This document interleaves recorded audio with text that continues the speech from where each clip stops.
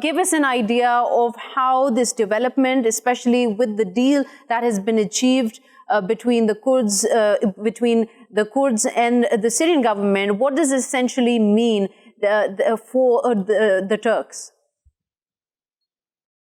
Well, the YPG declared that they made an agreement with the Syrian regime to handle or to hand over Manbij city and Kobani. These areas are controlled by the YPG group, so they said that they made a deal with the Syrian regime and they are handing it over. But this is actually something that the locals in this area didn't expect. The sources that we contacted, they were saying we were okay with a U.S.-supported YPG controlling our region, just not to be under the Assad regime control.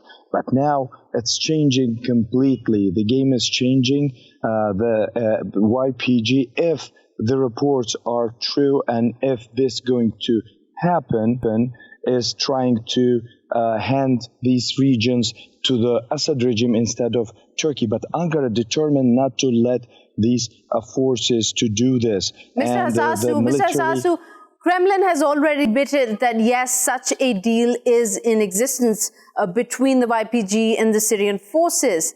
Does this mean that those who are fearing, those locals you're referring to, tell us a little first, what are their fears about the Syrian regime coming and taking hold of these areas? Well, definitely Manbij area didn't want it to be under the regime control. It's a mostly Arab-populated area. And as I said, as a de facto, they were preferring a U.S.-backed YPG to regime forces.